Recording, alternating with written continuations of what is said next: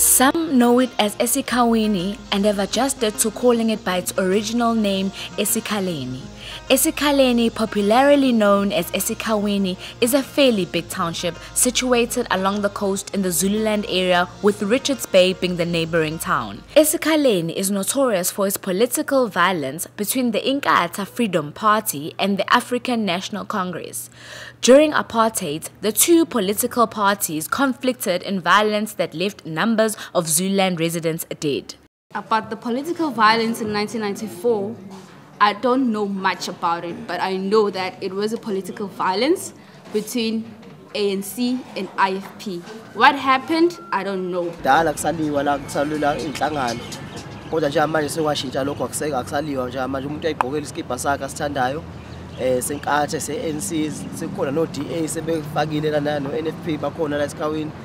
Changes have been made in different ways, and some residents feel the township has changed for the better, while some feel it hasn't changed at all. Ngokubona kwami isikhawu sinomehluko omkhulu kakhulu ngoba ngisho nathi nje siphansi usenze saphezulu kumina wala isikhawini wala eSouth Africa amalungelo siyawathola kuphi singakutholi masikhala kuyo uyazizwela. The big step of change happened in early 2012 when the Utungulu municipality decided to go back to the township's original name, eSikhaleni. There is history about eSikhawini, why it was called eSikhaleni, and why it is now being returned in a process of being returned to being called eSikhaleni, not eSikhawini. Some say this name change should have happened in 1994, and some don't know the history behind the name eSikhaleni at all. I don't know the reasons why it's on eSikhaleni, and I feel so ashamed.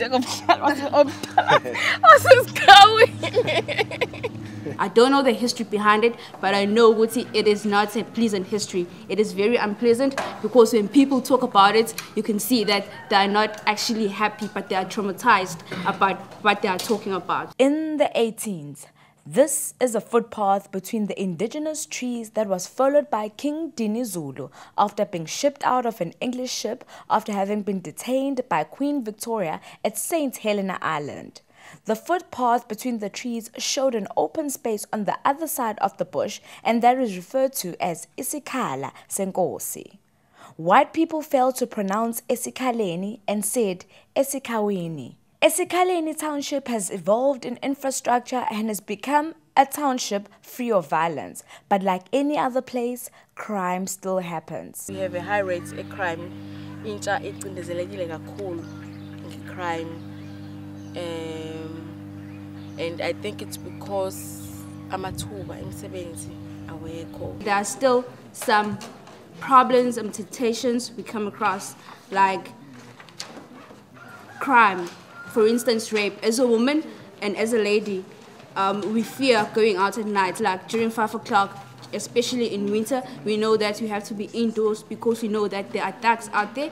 Fraud in in terms because employment ayikho. So young males, they've depended so much on fraud. The big intersection, also known as Ekrosini, was the venue for meeting points, and also where gunshots became a norm, as many people lost their lives in this very same spot.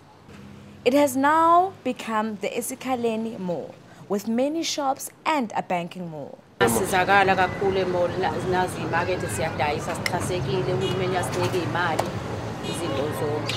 we didn't have a mall, we didn't have amaning like we have right now. Camera la uma ungena la mall lana sokukhona ne camera mawukuthi uzogebenga lana uzo yonke into yakhe izobonakala mawugcina ubambekile. Amahostela, also known as hostels, was where most of the violence took place. Some hostels have been revamped while others stay the same, reminding residents of incidents and wounds that were caused during the political violence. Schools were there, yeah. Those schools are still here, which were there before. Nothing is changing at all. This is Tyson Technical High School. It is known for producing good alumni. It is 2013. Some may argue of intangible change, and some may positively say the township has drastically changed since 1994. And going back to its original name shows remarkable change.